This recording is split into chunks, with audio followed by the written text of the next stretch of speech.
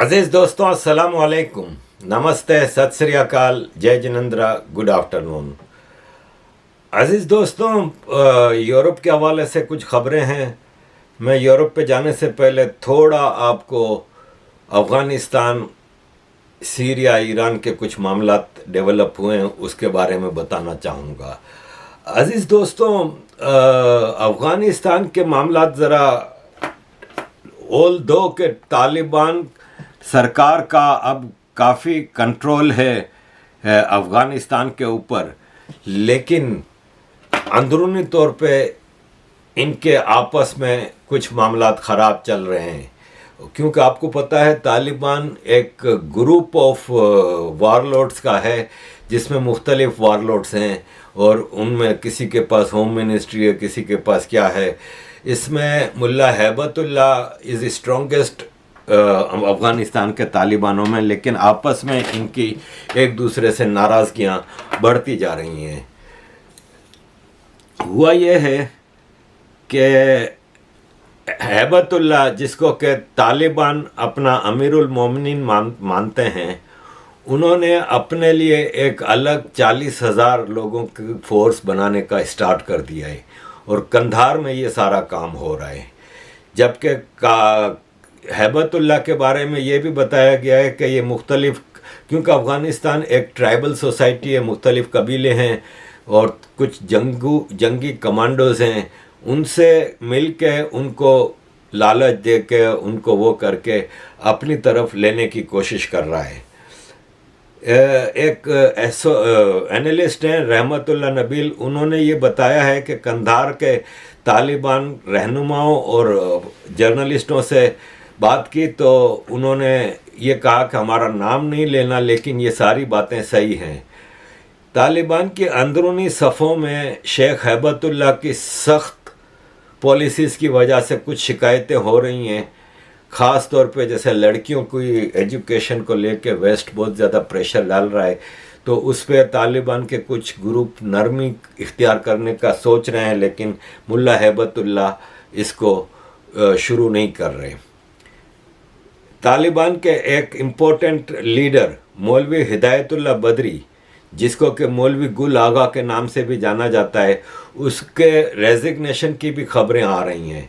अफ़गानिस्तान की पिछली हुकूमत के इंटेलिजेंस जो लीडर थे रहमतुल्लाह नबील, उन्होंने इसी हवाले से सोशल मीडिया पे ट्वीट लिखा है कि तालिबान लीडर शेख हैबतुल्लाह की जानिब से अपने करीबी लोगों, रिश्तेदारों और वफादारों के लिए एक साल में 60 अरब अफ़गानी करेंसी जो है इनकी 60 अरब अफ़गानी मिनिस्ट्री ऑफ फाइनेंस से निकाले गए हैं, जो कि कस्टम टैक्स का 50% है। नबील ने अपनी ट्वीट में यह भी कहा है कि फाइनेंस मिनिस्टर ने बैंक के ज़रिए पेमेंट करने की बात की तो मुल्ला हैबतुल्लाह ने मना कर दिया। तो ये अफ़गानिस्तान के हवाले से जो डेवलपमेंट्स हैं उस हवाले से काफ़ी चर्चा है कि तालिबान की आपस में एक फूट पड़ गई है। दूसरी जो डेवलपमेंट है ना, वो सऊदी अरब और ईरान का जो एग्रीमेंट हुआ है, इसके बाद सऊदी अरब के किंग सलमान ने ईरान के प्रेसिडेंट को रियाज़ आने की दावत दी है और उन्होंने कहा है कि आप रियाज़ आएँ। ईरान के डिप्टी चीफ ऑफ स्टाफ जो हैं प्रेसिडेंट के, मोहम्मद जमशेदी, उन्होंने अपने बयान में कहा है कि सऊदी बादशाह ने प्रेसिडेंट रईसी को ख़त लिखा था और उसमें रियाद आने की दावत दी है, जिस पे इब्राहिम रईसी ने दावत कबूल की है और बहुत जल्द ये सऊदी अरब का दौरा करेंगे। King Faisal centre for research and Islamic studies के एसोसिएट फेलो उमर करीम ने कहा है कि इन सारे मामलात में पाकिस्तानी बहुत ज़्यादा परेशान हैं, क्योंकि पहले यह होता था कि सऊदी अरब या किसी भी गल्फ़ स्टेट को पाकिस्तान का फॉरेन मिनिस्टर या प्राइम मिनिस्टर कोई मदद मांगता था तो ये फ़ौरन भागे भागे आते थे, पैसे भी दे देते थे, आईएमएफ को गारंटियां भी दे देते थे। लेकिन अब सऊदी अरब और अरबियन गल्फ पाकिस्तान को टरखाए जा रहे हैं कि पहले पाकिस्तान का आर्मी चीफ जब सऊदी अरब जाता था तो वो फ़ौरन उनकी बात मान लेते थे, लेकिन इस बार आईएमएफ का एग्रीमेंट पाकिस्तान से हो नहीं रहा है, इसलिए कि अरब लोग इसमें बिल्कुल इंटरेस्ट नहीं ले रहे। उमर करीम ने बताया कि पाकिस्तान को मज़ीद बेल आउट करने से सऊदी अरब ने मना कर दिया है, इंटरेस्ट फ्री लोन देने से मना कर दिया है। और इस पे हमें ये देखना चाहिए कि पाकिस्तान के फाइनेंस मिनिस्टर इसाक डार ने शिकायत भी की है कि हमारे दोस्त मुल्क हमारी मदद नहीं कर रहे। पाकिस्तान को अगले 3.5 सालों में 80 बिलियन डॉलर के कर्ज़ों को वापस करना है, और इसके लिए पाकिस्तान को ज़रूरत है कि ज़्यादा से ज़्यादा और लोने मिलें, लेकिन ऐसा कुछ भी नहीं हुआ। तो अज़ीज़ दोस्तों, पाकिस्तान इस सारे मामले में बहुत ज़्यादा परेशान है। अज़ीज़ दोस्तों, एक और जो बड़ी डेवलपमेंट हुई है वो ये है कि आपको पता है कि अमेरिका ने सीरिया के ऊपर एक ज़बरदस्ती की जंग थोपी थी और सीरिया को तबाह करके रख दिया है। आज सीरिया में इंसानियत मर रही है, छोटे बच्चों का सबसे ज़्यादा नुकसान हो रहा है, वहाँ पे खाने को पैसा नहीं है, इनके पास कुछ भी नहीं है और इनको आइसोलेट कर दिया था। लेकिन ये जो नई डेवलपमेंट्स हो रही हैं जिसमें ईरान से सऊदी अरब का कॉन्ट्रैक्ट हुआ, इसी तरह बशारुल असद वो अबू धाबी पहुँचे, यूनाइटेड अरब इमारात। वो पहले भी इस जंग के दौरान अबू धाबी गए थे, लेकिन उनका वो इस्तकबाल नहीं हुआ जो इस बार इस्तकबाल हुआ। बाकायदा इनको गार्ड ऑफ ऑनर दिया गया, इनको एक रॉयल रिसेप्शन हुआ। इनका जो इमारात के प्रेसिडेंट हैं शेख मोहम्मद बिन जैद बिन सुल्तान अल नहयान, उन्होंने उनका इस्तकबाल किया और काफ़ी डिस्कशंस हुई। और इस सिलसिले में यह है कि नज़र ये आ रहा है कि अमेरिका अब काफ़ी अपना लूज़ कर रहा है कंट्रोल अरब कंट्रीज़ में। बशारुल असद का जब हवाई जहाज़ इमारात की एयर स्पेस में घुसा तो इमारात के लड़ाका प्लेन ने, फाइटर जेट्स ने उसका इस्तकबाल किया और अपने कंट्रोल में लेके उसको लेके आए। सऊदी अरब और कतर और इमारात सीरिया में बशारुल असद की ओपोजिशन फोर्सेस की मदद करते रहे हैं, लेकिन अब जो हम देख रहे हैं पलटा खाया है और अमेरिका की ओपोजिशन के बावजूद इमारात ने सीरिया के साथ ताल्लुकात को बेहतर बनाए हैं, सऊदी अरब ने ईरान के साथ ताल्लुकात बेहतर बनाए हैं। इससे लगता है कि मिडल ईस्ट में अमेरिका का असर कम होता जा रहा है। चाइना और रशिया का भी असर मिडल ईस्ट में बढ़ता जा रहा है। अज़ीज़ दोस्तों, अब चलते हैं यूरोप की तरफ। यूरोप का हाल ये है अज़ीज़ दोस्तों, मैं इंग्लैंड से शुरू करूँगा। इंग्लैंड में जो खालिस्तानियों ने किया और भारत की हाई कमीशन पे जो चीज़ हुई, इसके बाद ठीक है सिक्योरिटी बढ़ाई, सब कुछ किया, लेकिन जो होना चाहिए था वो नहीं हुआ। होना ये चाहिए था कि एक ऑर्गेनाइजेशन जो खालिस्तानियों की है उसने बग़ैर पुलिस को इन्फॉर्म किए इंडियन हाई कमीशन पे पहुंच गए, उस पर हमला किया। तो इनको आगे प्रोटेस्ट की इजाज़त नहीं मिलनी चाहिए। हमने भी यूरोप में पिछले 26-27 साल से बड़े प्रोटेस्ट किए हैं और हमें पता है प्रोटेस्टों का कि आप अगर वायोलेशन ऑफ रूल्स करते हैं तो आपको अगली बार परमिशन नहीं मिलती। लेकिन इन्होंने हमला किया और बग़ैर इन्फॉर्मेशन के, क्योंकि वो जो हाई कमीशन पे सिखों का प्रोटेस्ट कहा जा रहा है ना, वो प्रोटेस्ट तो नहीं था, वो तो बाकायदा हमला था। तो उसके लिए उन्होंने पुलिस से इजाज़त नहीं ली थी। आपको कहीं आप प्रोटेस्ट करते हैं तो आपको इजाज़त लेनी पड़ती है। लेकिन हुआ ये कि फिर इन्होंने अगले दिन फिर इन्होंने प्रोटेस्ट की इजाज़त ली तो इनको इजाज़त मिल गई, उन्होंने प्रोटेस्ट किया। ठीक है, पुलिस प्रोटेक्शन थी ये वो। एक आदमी को गिरफ्तार किया है एक आदमी ने तो सारे कांच नहीं तोड़े। वीडियोस मौजूद हैं, सारी चीज़ें मौजूद हैं, लेकिन इंग्लैंड बहरहाल एक ऐसी पॉलिसी पे चल रहा है जो कि कबूल नहीं की जा सकती। देखें, ये ब्रिटिश पार्लियामेंट में एक ग्रुप बनाया गया है, all party parliamentary group of British Gujaratis. अब गुजरातीज तो सारे इंडियन है ना, नेशनलिटी ब्रिटेन के लिए वही है, ठीक है, इंडियन ओरिजिन के है ना। ये डिवाइड कर रहे हैं, British Gujaratis, British Bengalis, British Punjabis. British Sindhis क्यों नहीं भाई? ब्रिटिश बलोच क्यों नहीं भाई? ब्रिटिश पख्तून्स क्यों नहीं भाई? ये साजिश देखें आप। इंडियंस को यूनाइटेड नहीं रहने देना, ये एक चीज़ है जो कि गलत पॉलिसी है। डिवाइड एंड रूल की जो पॉलिसी है वो इधर अप्लाई हो रही है, तो उधर क्यों नहीं हो रही?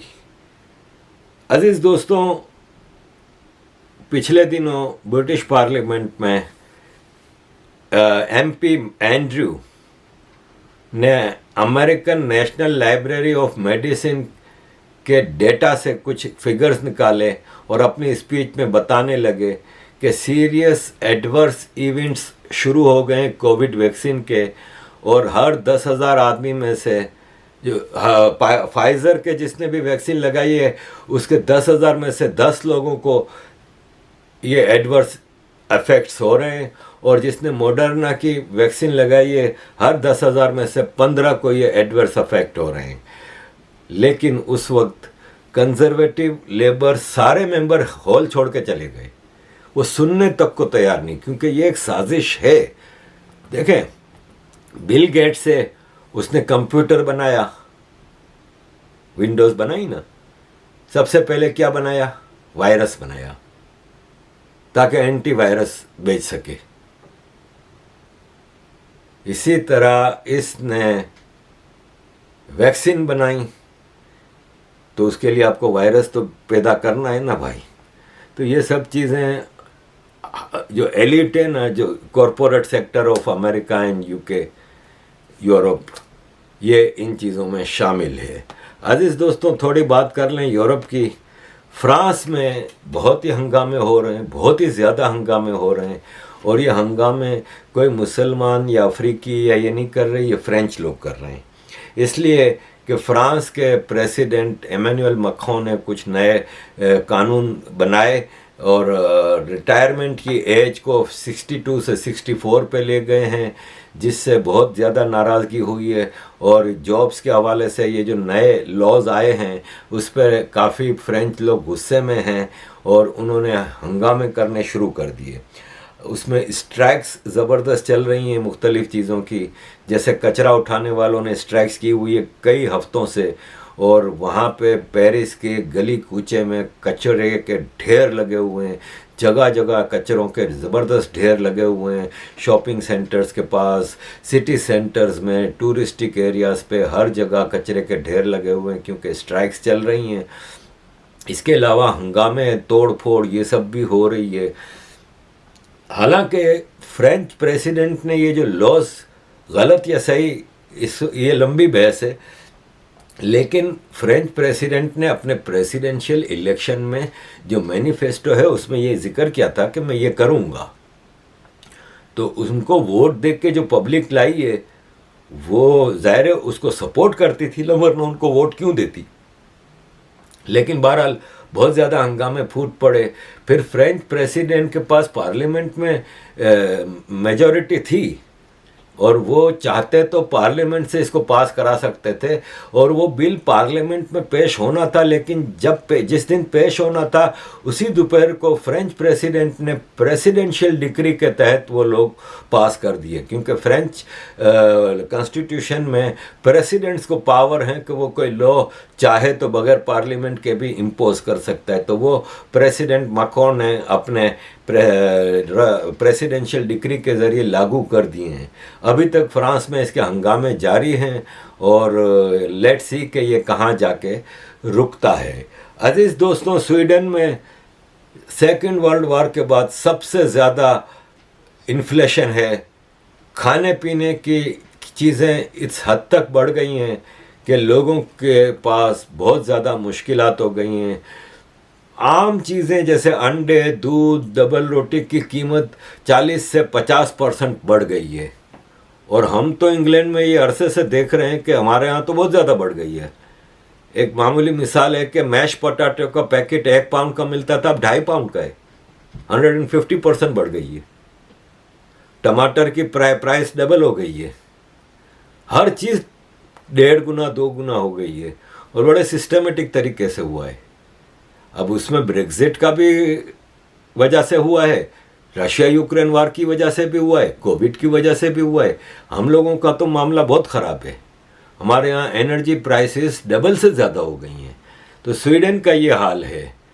अब जर्मनी में मामला बहुत ख़राब हैं।